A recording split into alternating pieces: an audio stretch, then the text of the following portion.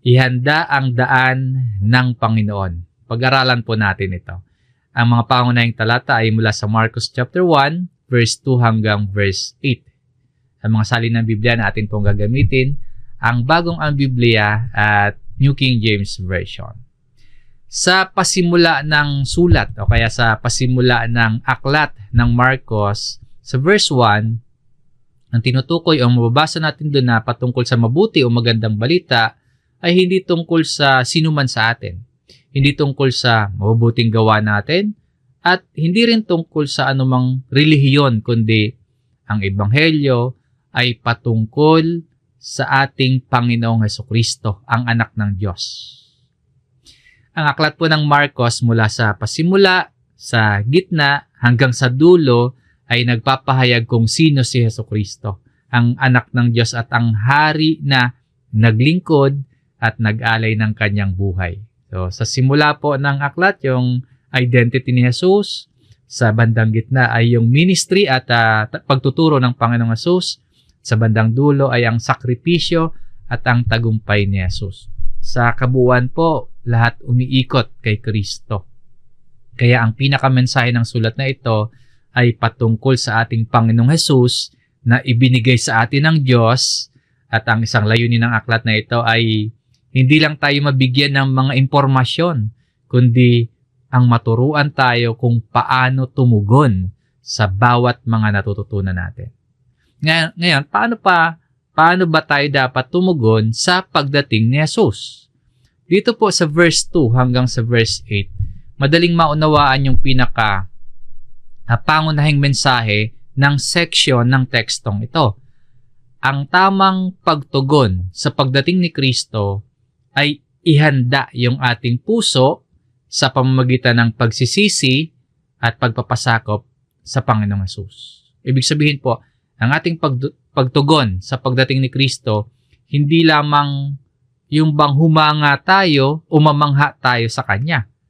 At hindi rin sapat na maging relihiyoso lamang tayo. At hindi rin yun bang parang wala lang na matapos nating marinig ang tungkol kay Kristo, tapos nating marinig ang Ebanghelyo, ay tila walang pagtugon.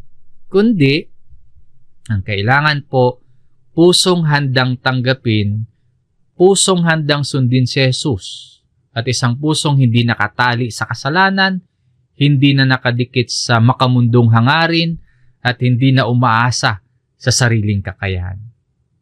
Malinaw po na dapat may pagtugon at dapat tama ang ating pagtugon.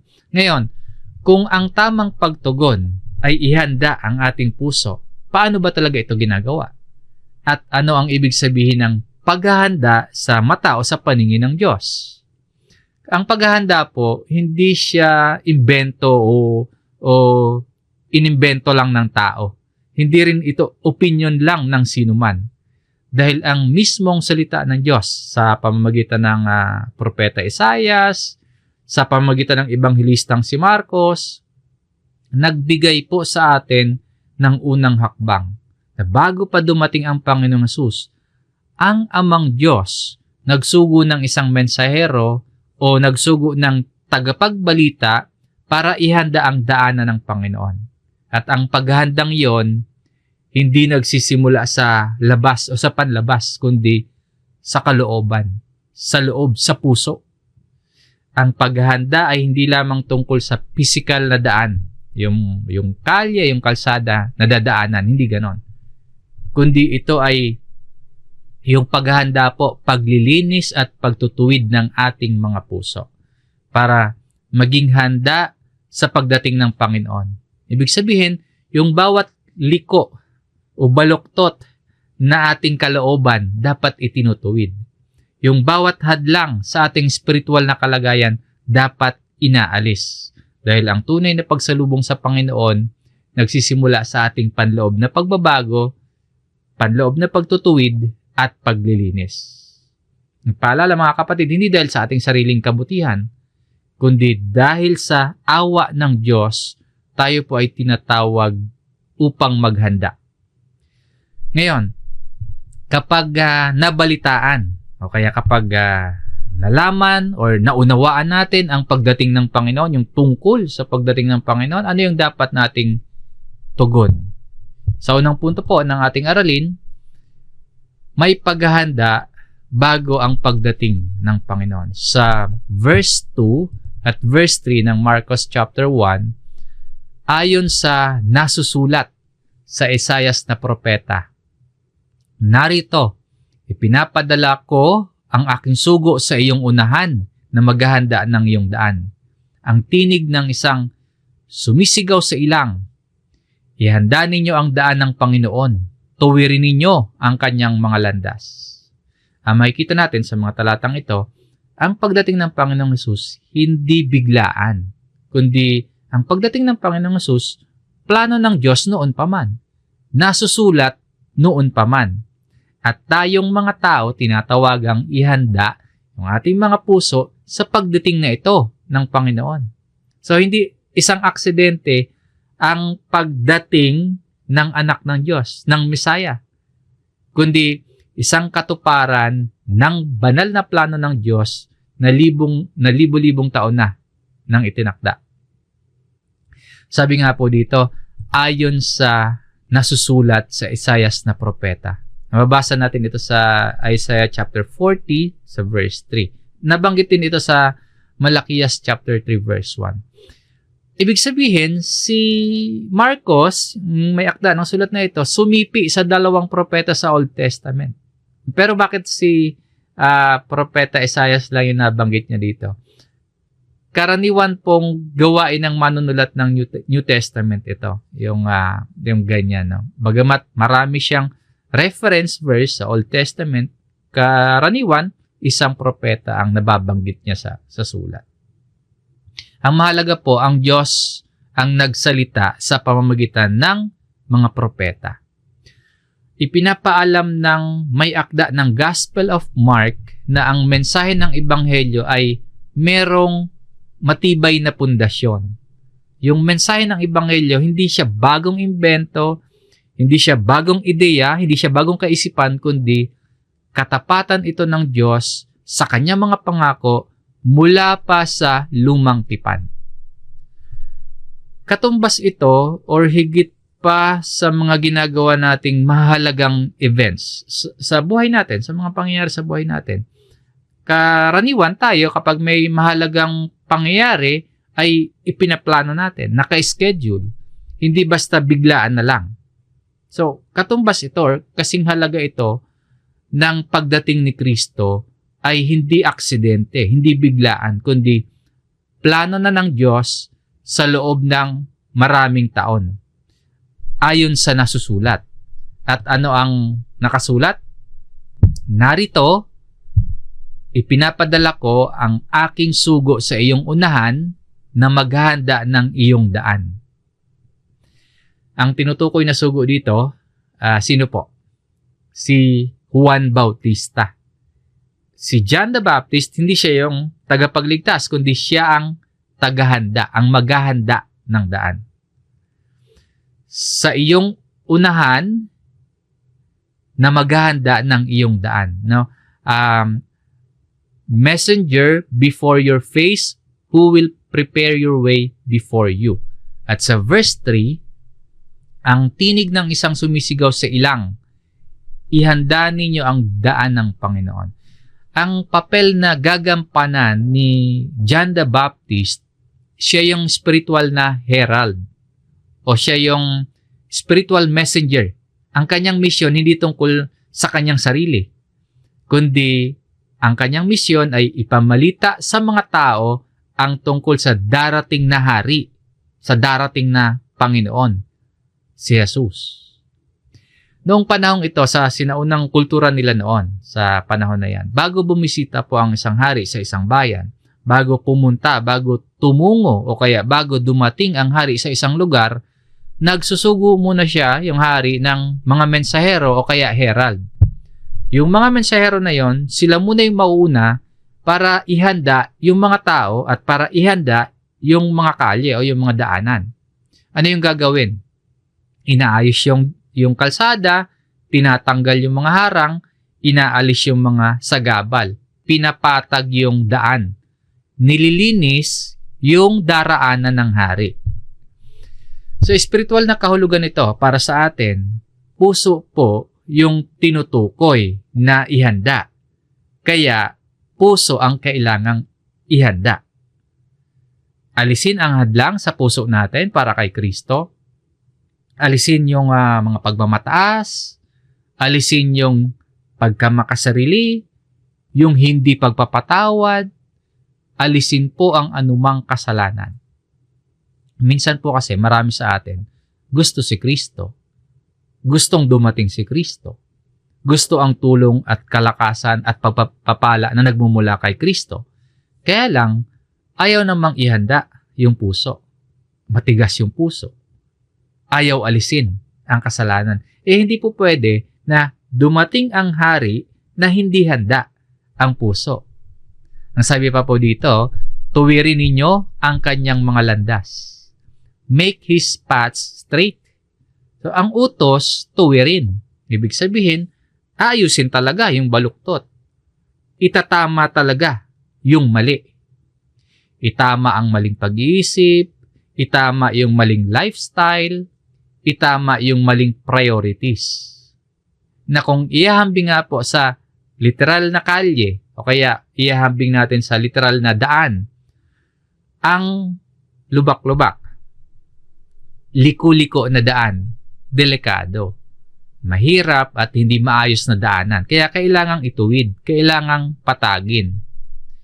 Ganito rin po yung puso ng tao. Kapag ang puso ng tao baluktot, liku-liko, mahirap tanggapin ang paghahari ni Kristo.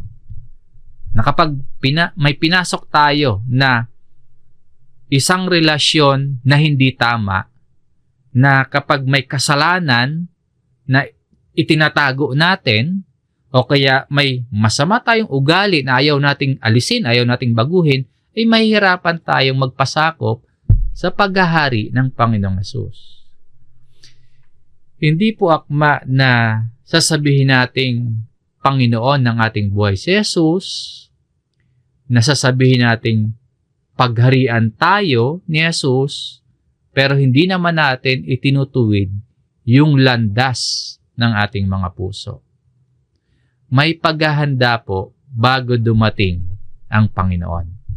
Ang susunod na tanong, paano natin ihanda ang ating puso? Ang sagot po ay malinaw na makikita natin sa mga susunod na mga talata. May ihanda natin ang ating mga puso sa pamamagitan ng tunay na pagsisisi. Ito yung ikalawang punto sa ating aralin. Ang tunay na paghahanda ay pagsisisi. Paano natin maihanda yung ating puso? Hindi basta susubukan nating magbago, kundi kailangan meron talaga tayong konkretong response o konkretong pagtugon. Sa verse 4, si Juan na tagapagbautismo ay dumating sa ilang. Kaya po, kumpiyansa tayo na nasasabing ang sugo na binabanggit sa verse 3 ay si John the Baptist. Dahil malinaw na sinasabi dito sa verse 4 ang pangalan ni Juan na tagapagbautismo. Sinasabi nga po ng mga Bible scholars, ang pagdating na ito o ang paglitaw na ito ni Juan ay hudyat na ang katahimikan ng Diyos sa loob ng 400 years mula sa huling propeta sa lumang tipan ay natapos na. At ang magandang bigyan pansin din natin dito yung setting ng ministeryo ni Juan. Yung lugar na napili niya para mangaral. Anong lugar o saang lugar po ito? Sa ilang, sa wilderness. Maring ipinapakita na ang mga tao po may pagsisikap na marinig nila kung ano ba yung ipinapangaral ni Juan. Na ang mga tao ay hindi pinuntahan ng mensahe sa kanilang komportableng bahay o kaya komportableng lugar, kundi lumabas sila. Nagpunta sa ilang para makarinig ng ipinapangaral ni Juan. At ano po yung sentro ng mensahe ni John the Baptist? Sabi po dito, at ipinangangaral ang bautismo ng pagsisisi. Dito natin makikita yung hinihinging paghahanda na binanggit sa naunang mga talata sa verse 3, yung and preaching a baptism of repentance. Ang mensahe ni Juan Bautista, hindi po sinabing, mga tao, magpakabuti, magpakabait na kayo. O kaya mga tao, ayusin niyo yung buhay niyo, maging maunlad kayo, maging matagumpay kayo. Hindi po ganon yung mensaheng ipinapangaral ni John the Baptist. Kundi po, ang mensahe ay pagsisisi, repentance. Sa Greek word ay metanoia, nang ibig sabihin, pagbabago ng isip. Hindi lang ito pagsisisi sa salita lang. Hindi lang din basta pakiramdam na nalulungkot at mababaw na emosyon lang.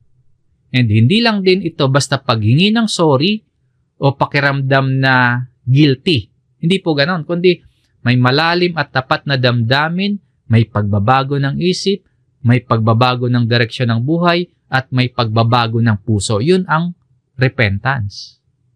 So ito ay kabuuang pagliko, U-turn.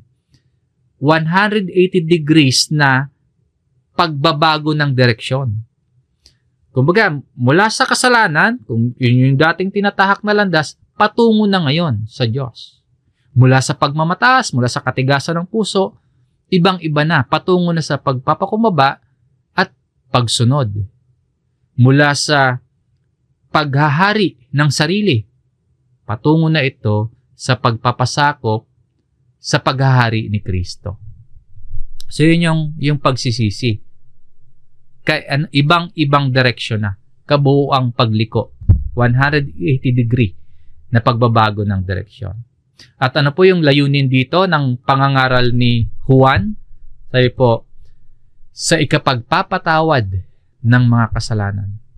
Sa New American Standard Bible, itong for the remission of sins, for the forgiveness of sins. Ang bautismo ni Juan, naghahanda sa mga tao para sa kapatawaran na darating sa pamamagitan ni Jesucristo. Ang pagsisisi ang tamang pagtugon, ang tamang response para matanggap ng tao si Kristo na siyang magbibigay ng ganap na kapatawaran at pakikipagkasundo sa Diyos. Kaya mahalagang linawin din po natin na hindi yung baptism po, hindi yung ritual lang tubig mismo yung nag-aalis ng kasalanan, kundi ang kapatawaran ay biyaya ng Diyos na ibinibigay at awa na mula sa Diyos na matatanggap ng mga taong tunay na nagsisisi. Ganito pang sinasabi sa Kawikaan chapter 28, verse 13. Siyang nagtatakip ng kanyang mga pagsuway ay hindi sasagana, ngunit ang nagpapahayag at tumatalikod sa mga iyon ay magtatamo ng awa. Pansinin po na may dalawang bahagi ang pagsisisi ayon sa talatang ito para magtamo ng awa. Una, nagpapahayag o confesses. Ibig sabihin, hindi na itinatago ang kasalanan, nagpapahayag na. At ikalawa, tumatalikod o forsakes. Ibig sabihin naman ito, hindi na ginagawa pa ang kasalanan, tinatalikuran na. Bago po natin maranasan o bago natin matamo ang awa, kailangan muna nating harapin ang katotohanan ng ating pagkakasala. Kailangan ding magising tayo sa spiritual nating katayuan at pangangailangan ng tagapagligtas. At ito po ay hindi lamang one-time event lang, kundi ito ay pagsisisi sa bawat araw na nagkakasala tayo. So ang tunay na pagsisisi, nakikitaan din niya ng ebidensya. Nagpapahayag at tumatalikod sa kasalanan. Sa verse 5 ng ating main text, pumupunta sa kanya ang mga tao mula sa buong lupain ng Judea at ang lahat ng mga taga-Jerusalem. Pagkamat si Juan ay wala sa sentro ng bayan, wala sa sentro ng lungsod, kundi nasa ilang, pero yung mga tao nagpupunta sa kanya. Maring ipinapakita ng talatang ito na ang mga tao, particular po yung mga Hudyo, nakakaranas ng pagkagutom sa Diyos. Nakakaranas ng pagkauhaw sa salita ng Diyos. At malawak po yung naging impluensya ni John the Baptist. Ayon dito, all the land of Judea and those from Jerusalem, pinupuntahan si Juan Bautista. Saan siya pinupuntahan? At sila'y binabautismuhan niya sa Ilog Jordan. Para sa mga Hudyo, itong Jordan River may malalim na kahulugan sa kasaysayan ng Israel. Kasi itong ilog na ito, yan yung tinawid ng mga Israelita bago sila makapasok sa lupang pangako.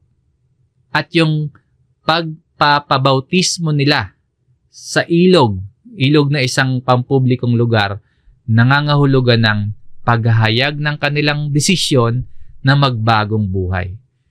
Kung tapat sila sa kanilang kilos na ito, ibig sabihin, hayagan, walang pagkukunwari, at walang paligoy-ligoy, meron silang desisyon na magbagong buhay.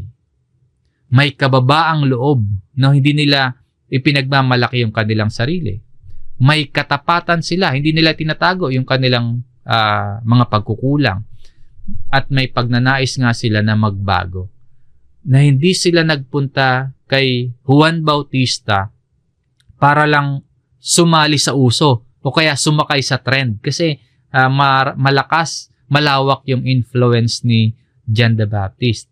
Kundi nagpunta sila para talagang magkaroon ng pagbabago. Ngayon, ano yung kinakailangang aksyon o pagkilos? Sabi dito na nagpapahayag ng kanilang mga kasalanan. Ang salitang nagpapahayag sa Greek word po ay exomologio, nangangahulugang pagsang-ayon sa Diyos tungkol sa kasalanan.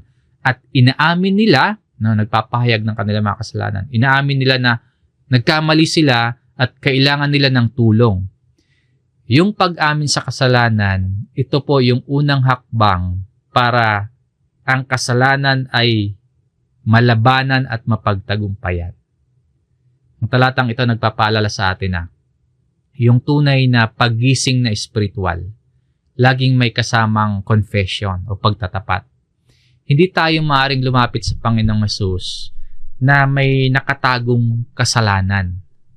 Hindi tayo maaaring lumapit sa Panginoon na nagtatago tayo ng kasalanan. Ang pagpapakumbaba ng mga taga-Judea at Jerusalem, ang pag-amin na sila ay makasalanan sa kabila ng marami dyan sa kanila, mga relihiyoso. Yan yung dapat din natin tularan. Yung pagpapakumbaba at pag-amin, pagpapahayag ng kasalanan. At tulad sa mga taga-Judea at mga taga-Jerusalem, tayo po ba? Handa rin ba tayong lumabas sa ating comfort zone? At may katapatan din tayong ihayag sa Diyos ang ating mga kasalanan, ang ating mga pagkukulang upang makatanggap tayo ng awa, makatanggap tayo ng kapatawaran at ng bagong simula. Handa rin ba tayo tulad nila? Tandaan po natin na ang makakatanggap ng awa at makakatanggap ng kapatawaran ay ang mga nagpapahayag at tumatalikod. Hindi sa mga nagtatago ng kasalanan o kaya umuulit at bumabalik-balik sa kasalanan. Hindi pa po ganap o hindi pa perpekto ang taong nagsisisi. Ang taong nagpapahayag at tumatalikod sa kasalanan ay hindi pa perpekto. Pero nakikitaan na ng bagong direksyon at pakikipaglaban sa kasalanan. Sa pagpapatuloy sa kasunod na talata, verse 6, si Juan ay nakadamit ng balahibo ng kamelyo, may sinturong balat sa kanyang baywang at kumakain ng mga balang at pulot-pukyutan. Bakit kaya isinama ang ganitong detalye ng kalagayan ni Juan Bautista? Dalawang malinaw na detalye yung paglalarawan ng anyo at pamumuhay ni Juan. Una, yung kanyang kasuotan was clothed with camel's hair and with a leather belt around his waist. Yung ganyan po na uri ng pananamit ay eksaktong paglalarawan kay Propeta Elias sa lumang tipan sa nababasa sa Ikalawang Hari sa chapter 1 verse 8.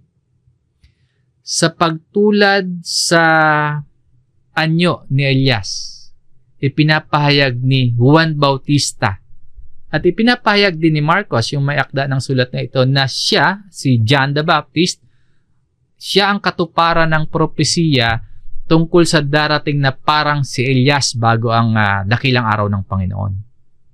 At yung ganito pong pananamit, simbolo ng pagpapakumbaba. Dahil yung balahibo po ng kamelyo, hindi komportable. Magaspang yan. Pinapakita dito ni Juan na yung priority niya, hindi yung karangyaan ng mundo, kundi ang priority niya, yung kanyang tungkulin sa Diyos. At ikalawa, na detalye dito, tungkol sa pagkain niya.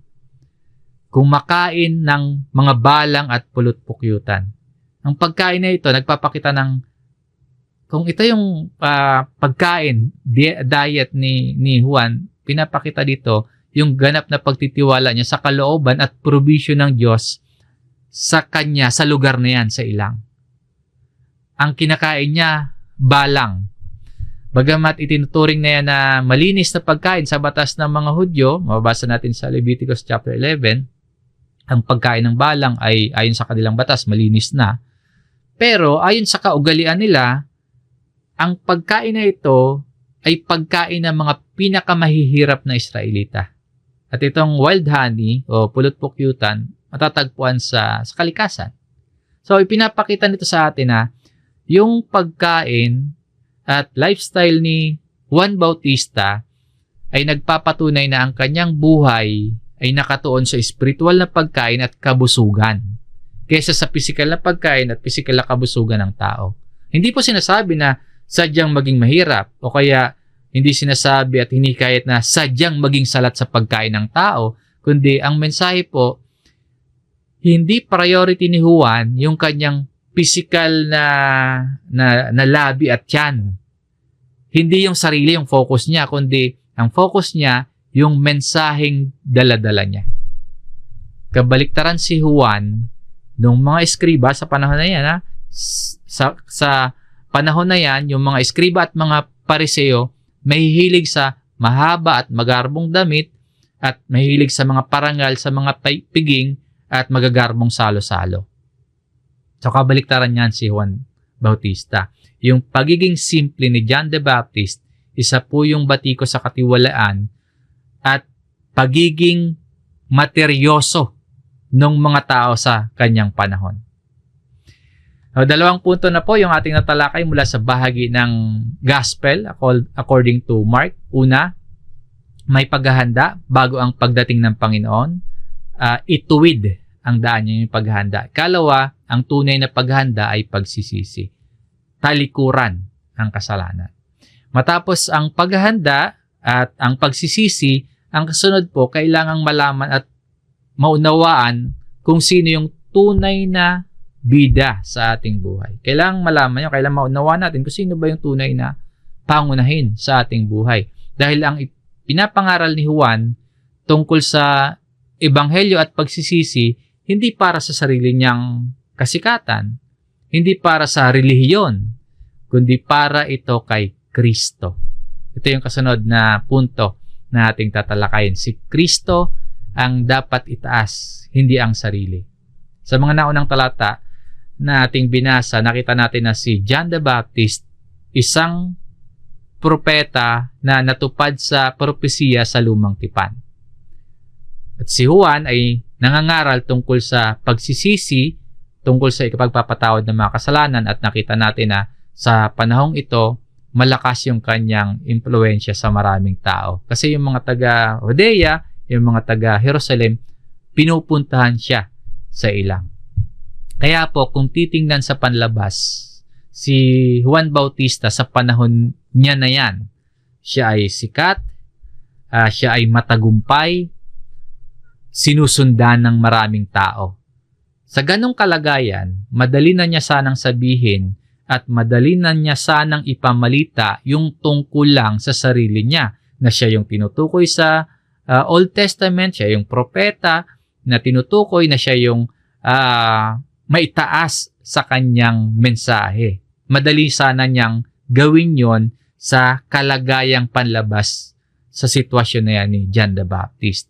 Pero hindi ganon ang ginawa ni Juan. Bakit po? Dahil alam niya kung sino siya. At alam ni Juan kung sino si Jesus, yung parating. Kaya sa halip na sarili niya yung itaas, ano o sino ang ipinangaral ni Juan? Sa verse 7, at siya'y nangangaral na nagsasabi, dumarating na kasunod ko ang higit na makapangyarihan kaysa akin. Ang salita ditong kasunod ni Juan ay hindi nangangahulugang isang alagad ni Juan yung darating. Sa konteksto po, ang ibig niyang sabihin dito, yung darating ay ang Misaya. Darating, lalabas sa publiko pagkatapos ni Juan. Kaya, there comes one after me. At ang mahalaga, yung sumunod na sinabi ni John the Baptist, yung dumarating na kasunod niya ay mightier than I, sabi ni Juan. Higit na makapangyarihan kaysa akin. Ang higit na makapangyarihan sa Greek word po ay iskouros. Nangangahulugang mas malakas, nangangahulugang mas makapangyarihan at mas mataas yung posisyon at kalagayan. So ang ibig sabihin dito ni Juan, yung darating na kasunod niya, higit pa sa kanya. Yung darating na kasunod niya, hindi sila magkapantay. Mas makapangyarihan, mas mataas ang posisyon, mas malakas sa kanya. Sabi pa niya, hindi ako karapat-dapat yung bukod at magkalag ng tali ng kanyang mga sandalyas. Nung panahon na ito, sa kultura nila at kaugalian nila, ang pagkalag ng tali ng sandalyas, ng tali, trabaho po yan ng pinakamababang alipin. Ang pagkalag ng tali ng sandalyas, trabaho ng pinakamababa at maruming gawain ng alipin. Marumi kasi yung mga tao noon nagsusuot ng sandalyas at yung kanilang mga paa maputik o kaya maalikabok. So literally tsaka symbolically, marumi at mababang gawain na ang talagang gumagawa niyan ay pinaka mababang alipin sa lugar nila, sa kultura nila. Pero si Juan, sa kalagay niya, propeta, nakatuparan sa Old Testament, anak ni Zacarias na pare, malaki ang impluensya sa maraming tao, marami ang pinupuntahan siya, marami ang sinusundan siya, marami ang nakikinig sa kanya. Ang sabi niya dito, hindi ako karapat-dapat. I am not worthy. Ito po ay kababaang loob. Hindi peking pagpapakumbaba o pakitang tao lamang, kundi tunay na pagkilala na si Jesus ay higit na dakila sa kanya. Higit na dakila sa sinuman, sa kanino man. Sinabi pa ni Juan Bautista sa kasunod sa verse 8, binautismuhan ko kayo sa tubig, ngunit kayo'y babautismuhan niya sa Espiritu Santo. Paghambingin natin po ito. Si Juan, physical. Si Kristo, spiritual. Ang bautismo ni Juan, water o tubig. Ang bautismo ni Kristo, Espiritu Santo. Physical si Juan, panlabas na seremonya. Spiritual si Jesus, panloob na pagbabago. Ang gawa ni Juan nasa tubig, panlabas nga. Ang gawa ni Kristo nasa Espiritu Santo, panloob, tumatagos hanggang sa puso.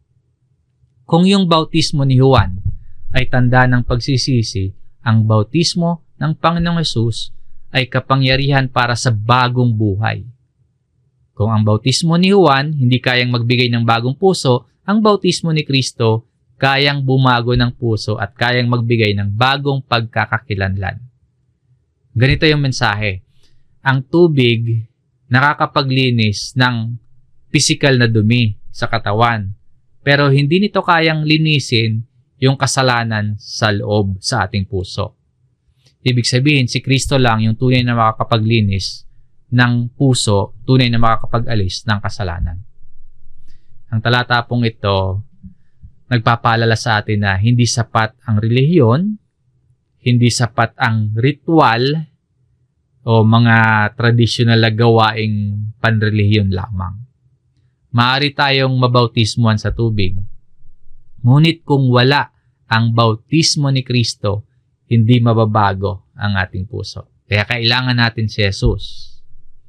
Ang Panginoon ang makapagbibigay ng Espiritu na nagbibigay buhay, na nagpapabanal, at nagbubuklod sa atin sa Amang Diyos. Ang bautismo ni Juan tumitingin sa kasalanang dapat talikuran. Ngunit ang bautismo ni Jesus nagbibigay ng bagong buhay na dapat nating lakaran.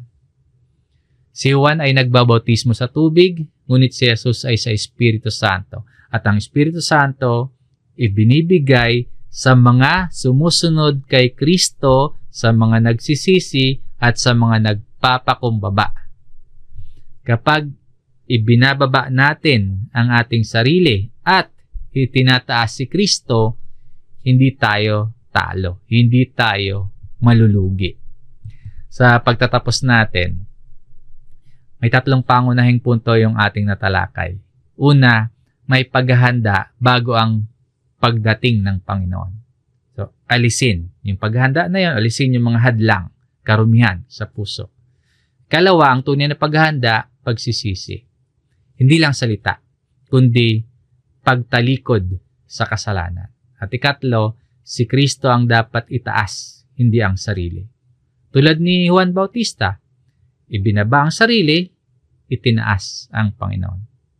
Ngayon, paano natin ito lalagumin na hindi lamang lesong na pakinggan lang itong ating natalakay, kundi paano gagawing personal na desisyon sa pagsusuri po natin sa ating mga sarili.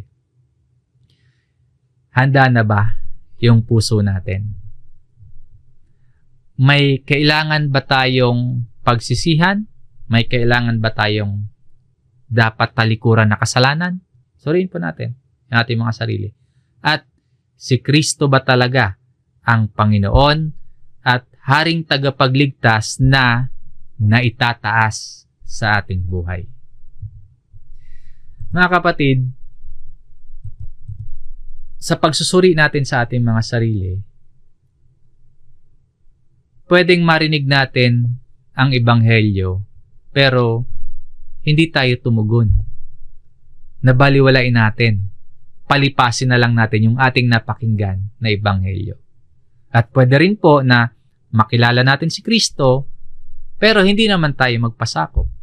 Hindi naman tayo sumunod sa Kanya. Ngayon, habang may pagkakataon pa tayo, habang may lakas pa tayo, may pandinig pa tayo, may paningin pa tayo, habang nakakakilos pa tayo, at habang may kakayahan pa tayo, huwag nating papagmatigasin ang ating puso.